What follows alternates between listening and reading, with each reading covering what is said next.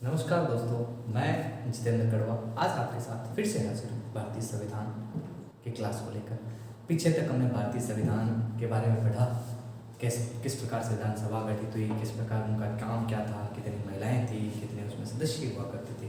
आज हम उसी क्लास को आगे बढ़ाते हुए सबसे महत्वपूर्ण भारतीय संविधान की सबसे महत्वपूर्ण बात हम आज स्टार्ट करने वाले हैं, भारत की प्रस्तावना।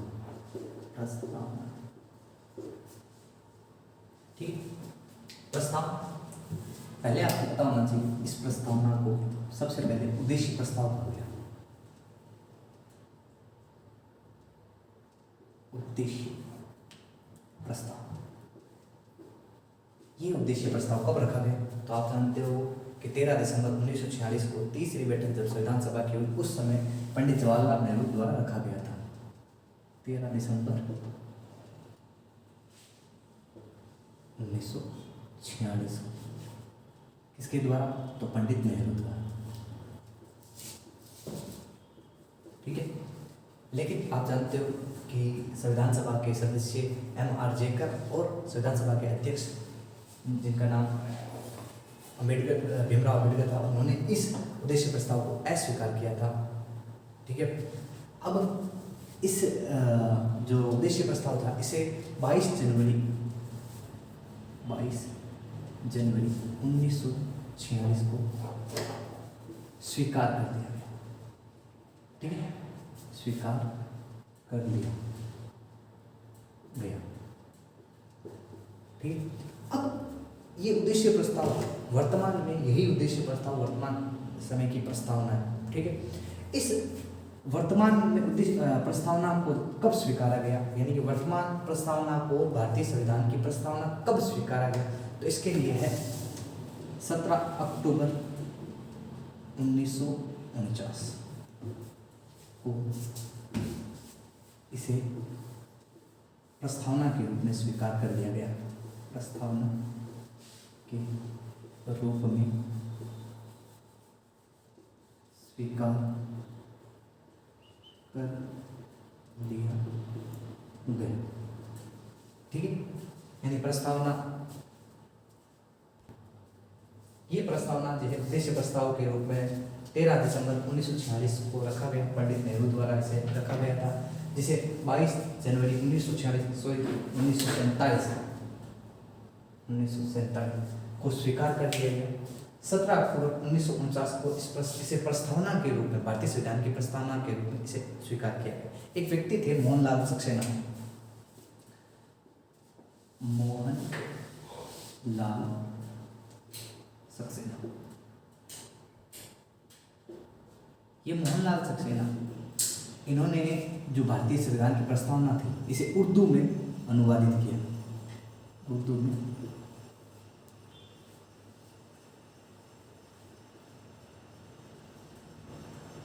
में अनुवादित किया। ठीक है, साथ ही इस प्रस्तावना के क्या उद्देश्य हैं, इसे प्रस्तावना को भारतीय संविधान की प्रस्तावना क्यों कहा गया, इसी को मेन उद्देश्य क्यों कहा गया, इसके मुख्य कुछ उद्देश्य हैं। जैसे अब देखो, प्रस्तावना में सबसे पहला होता है तो प्रस्तावना का स्रोत क्या है? पहला, प्रस्तावना का स्रोत, प्रस्तावना का स्रोत क्या है? ठीक है, फिर प्रस्तावना का स्वरूप क्या है? प्रस्तावना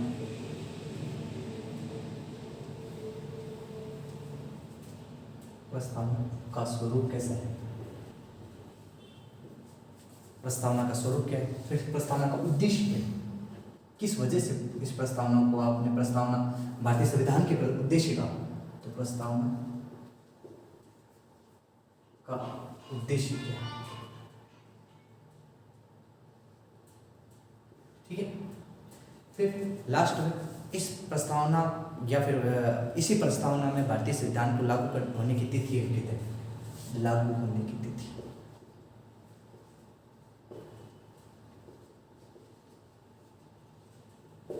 ठीक। पहली बात करते हैं हम प्रस्तावना का स्रोत, इसी बात को लेते हैं पहले। प्रस्तावना का स्रोत।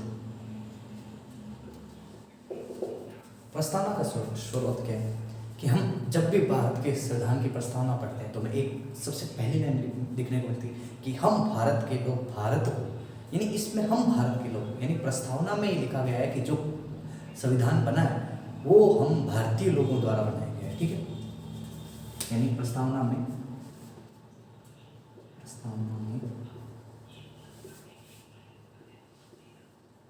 हम भारत के लोग जैसी शब्दावली का प्रयोग हुआ है। ठीक है, प्रस्तावना में हम भारत के लोग जैसी शब्दावली का प्रयोग हुआ है, जिसके आधार पर, यानी इस शब्दावली के आधार पर, जिसके आधार पर ये कहा जा सकता है कि, यानी प्रस्तावना में जो पहली लाइन लिखी है कि प्रस्तावना में हम भारत के लोग जैसी शब्दावली का प्रयोग है, जिसके आधार पर हम कह सकते हैं कि संविधान का निर्माण में जनता ही सर्वोच्च है, यानी संविधान निर्माण का कार्य जनता ने किया है, इसीलिए संविधान निर्माण में जनता ही प्रस्तावना की स्रोत है। प्रस्तावना में कहती है कि जनता ही संविधान निर्माण का मुख्य स्रोत है। ठीक है, इसके आधार पर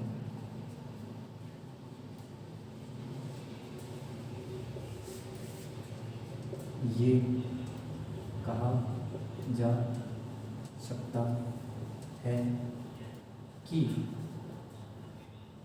जनता ही संविधान निर्माण का मुख्य स्रोत। ठीक है, यानी जनता द्वारा लिखा गया, इसीलिए जनता ही इसमें सर्वोच्च है। दूसरा, यानी इसी आधार पर, प्रस्तावना के स्रोत के आधार पर, इसमें इसके आधार पर कहा जा सकता है कि भारत में जनता ही सर्वोच्च है, जनता ही सर्वोच्च है।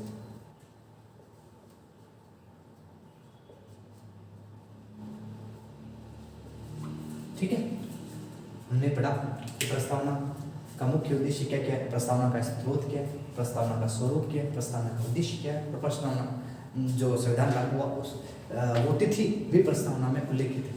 जिसके आधार पर पहला, प्रस्तावना का स्रोत क्या है, यानी हम जैसे इस भारत की संविधान की प्रस्तावना पढ़ते हैं, हमें पहला सब ये देखने को मिलता है कि हम भारत के लोग भारत हो, तो प्रस्तावना में हम भारत के लोग जैसी शब्दावली का उपयोग है, इसीलिए कहा जा सकता है, जिसके आधार पर भी कहा जा सकता है कि जनता ही संविधान निर्माण का मुख्य स्रोत है। ठीक, दूसरी, जब जनता ने इसको बनाया तो जनता ही सर्वोच्च होनी चाहिए, इसके आधार पर कहा जा सकता है कि जनता ही इसमें सर्वोच्च है। ठीक, दूसरा, प्रस्तावना का स्वरूप या सरकार का स्वरूप कैसा होगा इसमें,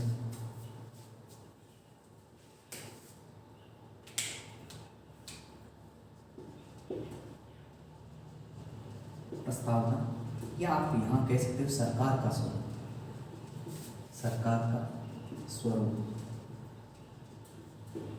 यानी प्रस्तावना के आधार पर ही आपको कहा गया है कि भारत में जो सरकार है या प्रस्तावना का स्वरूप कैसा है। हम पढ़ते हैं तो उसमें आता है हम भारत के लोग भारत को संपूर्ण प्रभुत्व संपन्न, तो पहले हम लेते हैं प्रभुत्व संपन्न, इसमें पहले प्रभुत्व संपन्न, प्रभुत्व संपन्न। प्रभुत्व संपन्न क्या है? जब भारत का संविधान बना तो प्रस्तावना में एक प्रभुत्व संपन्न शब्द जुड़ा, जिसके आधार पर कहा गया कि भारत की विदेश नीति स्वतंत्र है, इस पर किसी भी भाई या आंतरिक मामले में हम कुछ भी करते हैं, चाहे हम भाई जैसे वर्तमान में अभी एक मामला चला कि रूस और यूक्रेन का जब युद्ध हो रहा था, तो इस समय क्या हुआ कि जब पाकिस्तान वहाँ पहुँचे, पाकिस्तान के प्राइम मिनिस्टर वहाँ पहुँचे रशिया, तो अमेरिका ने पाकिस्तान पर बहुत तरीके के बैन लगा दिए, कई प्रकार के बैन लगा दिए। तो जब बात आई भारत की, तो पाकिस्तान ने ये कहा कि भारत पर भी रशिया का पक्ष लेने के चक्कर में आप भारत पर भी कुछ रेस्ट्रिक्शन लगाइए। तो भारत की जो प्रस्तावना थी उसमें मैं ये जो लिखा है प्रभुत्व संपन्न, जिसके आधार पर हम कह सकते हैं कि हमारी विदेश नीति स्वतंत्र है, तो आप किसी तरीके से हमारे बाह्य और आंतरिक मामलों में कभी हस्तक्षेप नहीं करेंगे, अन्य देशों को ये कहा गया। ठीक है,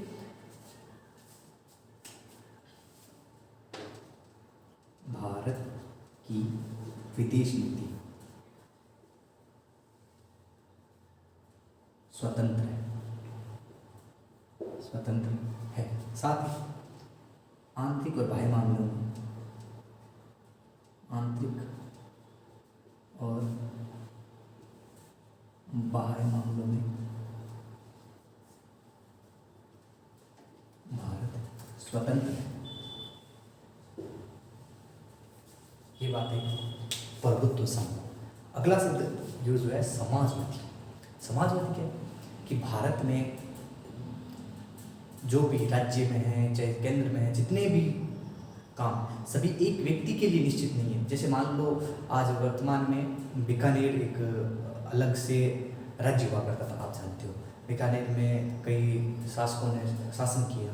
तो समाजवादी ये कहती है कि भारत में जो जनता है वो जो भी संसाधन है उन पर नियंत्रण राज्य और सरकार का होगा। किसी एक विशेष व्यक्ति या विशेष वर्ग का किसी प्रकार से कोई उस पर अधिकार नहीं होगा। तो समाजवादी क्या कहते हैं? दूसरा शब्द कहते हैं समाजवादी।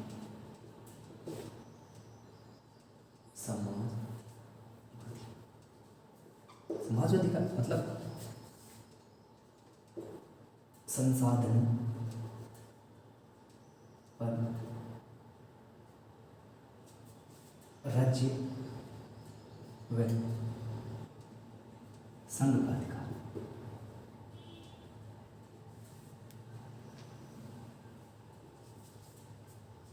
ठीक है, आप स्क्रीनशॉट ले लीजिए, आगे बढ़िए।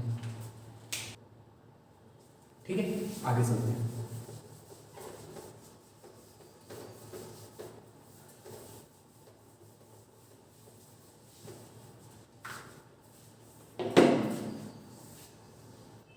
प्रस्तावना का स्वरूप ही चल रहे थे। प्रस्तावना का स्वरूप, इसमें हमने दो पढ़ लिए, प्रभुत्व संपन्न और समाजवादी। तीसरा जो टॉपिक है वो है पंथ निरपेक्ष। पंथ निरपेक्ष, पंथ निरपेक्ष का मतलब क्या है? पंथ निरपेक्ष ये कहते हैं कि भारत में किसी भी एक धर्म को बढ़ावा नहीं दिया जाएगा। ठीक है, पहली बात है। दूसरी, जो भी सरकार सत्ता में होगी उसका कोई धर्म नहीं होगा। ठीक है, फिर सभी धर्मों के साथ समान व्यवहार किया जाएगा। ठीक है, किसी एक धर्म को बढ़ावा नहीं दिया जाएगा। ठीक है, पंथ निरपेक्ष मतलब सरकार का कोई धर्म नहीं होगा,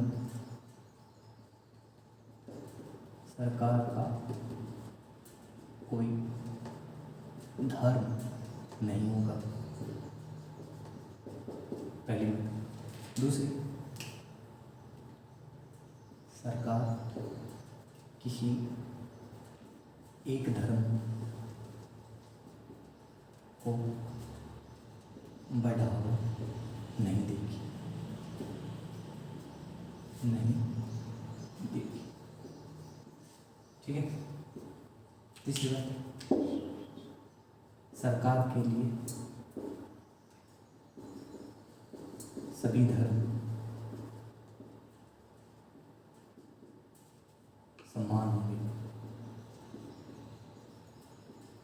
यानी आप देखो कि भारतीय संविधान की प्रस्तावना में ही कितनी खूबसूरती से लिखा गया है कि पंथ निरपेक्ष शब्द में ऐसी लाइनें जोड़ी गई जिसके आधार पर जो भी सरकार बनेगी, देश में जो भी सत्ता में आएगी, उसको साफ तौर पर कहा गया है कि आपका कोई धर्म नहीं होगा, आप किसी भी एक धर्म को बढ़ावा देने के लिए किसी भी प्रकार से सहायता नहीं देंगे, आप सभी धर्मों का सम्मान करेंगे। ठीक, तीसरा है।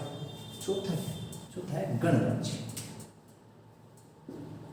गणराज्य, गणराज्य का मतलब हम जानते हैं कि भारत एक गणतांत्रिक देश है। गणतांत्रिक मतलब यहाँ पर जो सर्वोच्च पद है राष्ट्रपति का, राष्ट्रपति का सर्वोच्च पद भी एक तरीके से जनता द्वारा निर्वाचित होता है।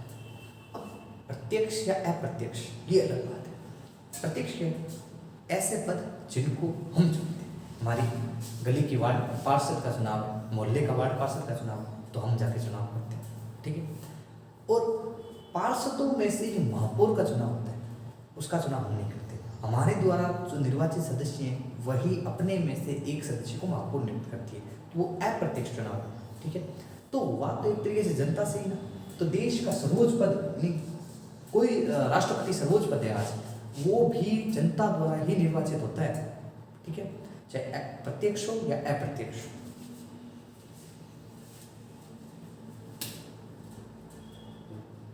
भारत का सर्वोच्च पद भी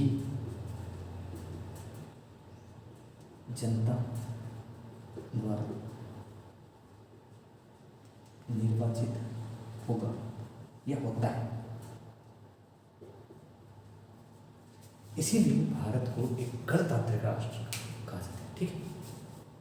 पढ़ा आपने पहले प्रस्तावना का स्रोत क्या है।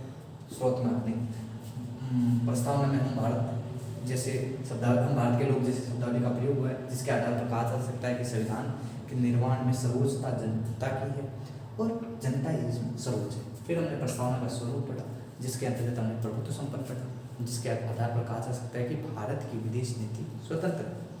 दूसरा हमने पढ़ा समाजवादी, जिसमें राज्य जो भी संसाधन है राज्य और सरकार का नियंत्रण समान होगा। फिर तीसरा हमने पढ़ा पंथ निरपेक्ष। पंथ निरपेक्ष में सरकार का कोई धर्म नहीं होगा, सरकार किसी धर्म को बढ़ावा नहीं देगा, सरकार के लिए सभी धर्म समान होंगे। चौथा हमने पढ़ा गणराज्य, जो भारत का सर्वोच्च पद है वो भी जनता द्वारा ही निर्वाचित होता है, ठीक।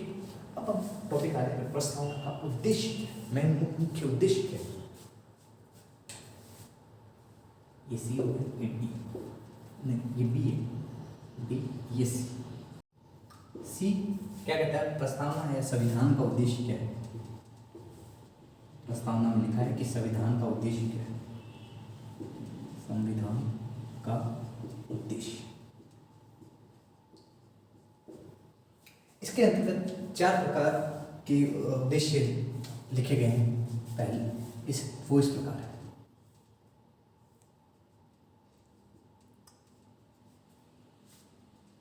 पहले प्रस्तावना में न्याय की बात की, ठीक है।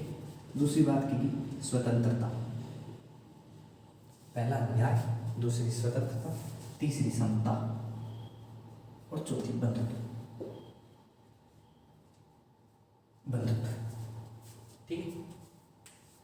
अब आप स्क्रीनशॉट ले लीजिए। चलिए आगे चलते हैं।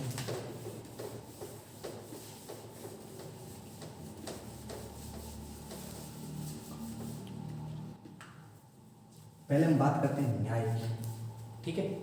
न्याय की बात करते हैं तो हेडिंग है न्याय।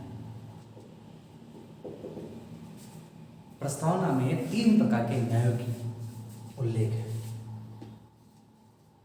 3 प्रकार के न्याय उल्लेखित है, ठीक है। ये 3 प्रकार के न्याय कौन कौन से? तो पहला है सामाजिक, दूसरा आर्थिक, तीसरा राजनीतिक न्याय। सामाजिक, आर्थिक एवं या और राजनीतिक न्याय। राजनीतिक न्याय, सामाजिक और आर्थिक न्याय को डॉक्टर भीमराव अम्बेडकर ने को ही अग्रदूत कहा जाता है। यानी जो सामाजिक और आर्थिक न्याय है इसका अग्रदूत डॉक्टर भीमराव अम्बेडकर को कहा जाता है। नोट लगा के लिख लो चाहिए आपको। सामाजिक व आर्थिक न्याय के अग्रदूत या का अग्रदूत, कैसे जो भी लिखना पड़ता, अग्रदूत डॉक्टर भीमराव अम्बेडकर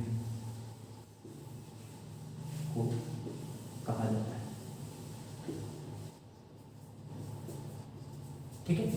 यानी आपको 3 प्रकार के न्याय प्रस्तावना में मिलेंगे, सामाजिक, आर्थिक और राजनीतिक। ठीक है। साथ ही ये जो राजनीतिक न्याय है या फिर इन तीनों न्यायों का उल्लेख यहाँ प्रस्तावना के साथ साथ और कहाँ मिलता है, तो एक अनुच्छेद है 38, अनुच्छेद 38 में भी इन तीनों प्रकार के न्यायों का उल्लेख मिलता है, उल्लेख मिलता है। ठीक है। 3 न्याय हो गए, 3 प्रकार के न्याय हो गए, सामाजिक, आर्थिक और राजनीतिक। सामाजिक और आर्थिक न्याय का अगर तो डॉक्टर भीमराव अंबेडकर को कहा जाता है, और अनुच्छेद 38 में भी इन तीनों प्रकार के न्यायों का उल्लेख मिलता है। आप लिख लीजिए साथ।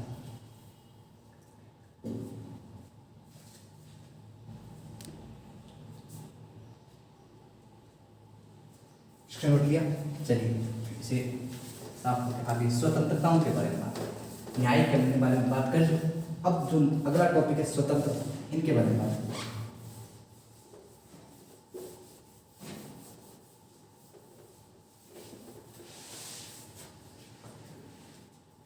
स्वतंत्रता,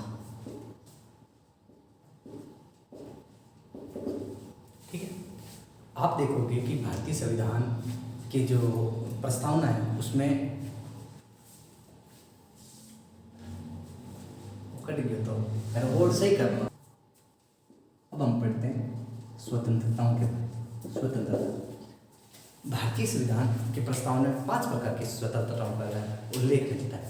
पहला है विचार, फिर अभिव्यक्ति, विश्वास, धर्म और उपासना का उल्लेख मिलता है। ठीक है। स्वतंत्रताओं में विचार, अभिव्यक्ति, विचार, अभिव्यक्ति, धर्म, विचार, अभिव्यक्ति, विश्वास, धर्म, विश्वास,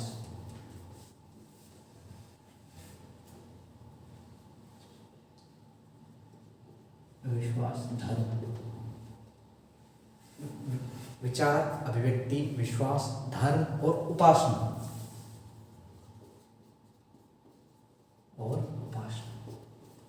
ठीक है। स्वतंत्रता के अंतर्गत विचार, अभिव्यक्ति, विश्वास, धर्म और उपासना का उल्लेख भारतीय संविधान की प्रस्तावना में मिलता है। विचार और अभिव्यक्ति का उल्लेख कहाँ मिलता है? प्रस्तावना के अलावा हम पढ़ेंगे कि प्रस्तावना के अलावा अनुच्छेद 19, अनुच्छेद 19(1)(a) लिख दो। अनुच्छेद 19(1) में इनका उल्लेख मिलता है, इनका उल्लेख मिलता है। यानी प्रस्तावना के अलावा विचार और अभिव्यक्ति की का उल्लेख है वो अनुच्छेद 19 में मिलता है। फिर धर्म और स्वतंत्रता, धर्म की स्वतंत्रता का उल्लेख कहाँ मिलता है? तो प्रस्तावना के अलावा हम पढ़ेंगे धर्म और स्वतंत्रता का उल्लेख मौलिक अधिकार के अलावा अनुच्छेद 25 से 28 में भी देखने को मिलता है। धर्म की स्वतंत्रता प्रस्तावना के अलावा, प्रस्तावना के साथ साथ मौलिक अधिकार,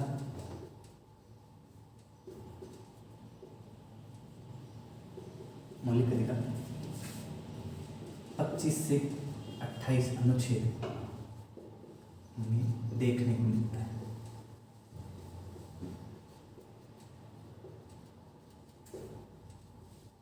ठीक है। धर्म की स्वतंत्रता प्रस्तावना के साथ साथ मौलिक अधिकार के अनुच्छेद 25 से 28 में देखने को मिलता है। ठीक है। इसके बाद हमने पढ़ते हैं समता या समानता। प्रस्तावना में 2 प्रकार की समानता का उल्लेख मिलता है, एक प्रतिष्ठा और एक अवसर की समानता। प्रतिष्ठा फिर अवसर की समानता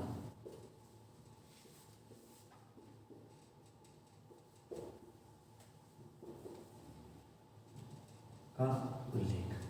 ठीक है।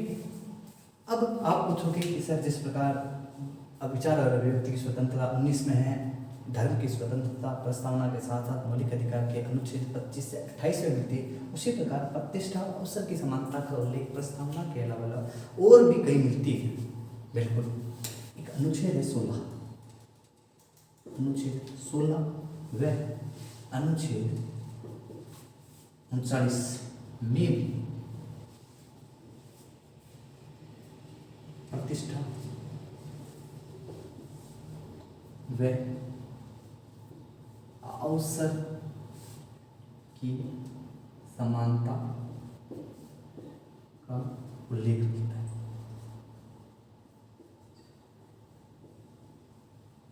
ठीक है।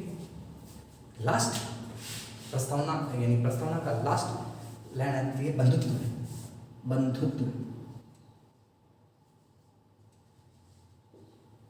बंधुत्व यानी भारत का ये एक नारा है कि भारत एक वसुधैव कुटुंबकम की नीति अपनाता है।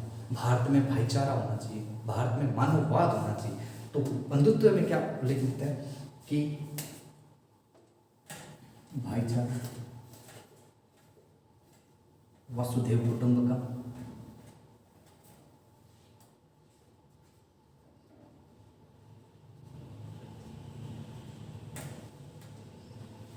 और मानव, ये बंधुत्व के अंतर्गत आते हैं। ठीक है। फिर लास्ट बात आती है कि लागू कब, संविधान लागू।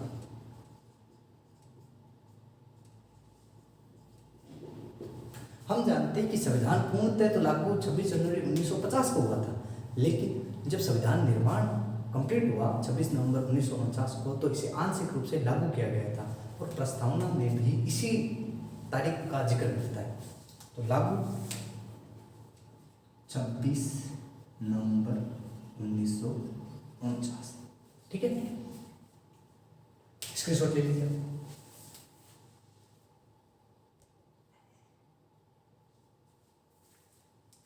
ठीक है दोस्तों, आज के लिए इतना काफ़ी है।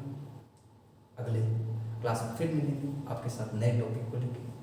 अगर आपको ये क्लास अच्छी लगी तो लाइक, शेयर एंड सब्सक्राइब करना ना। धन्यवाद।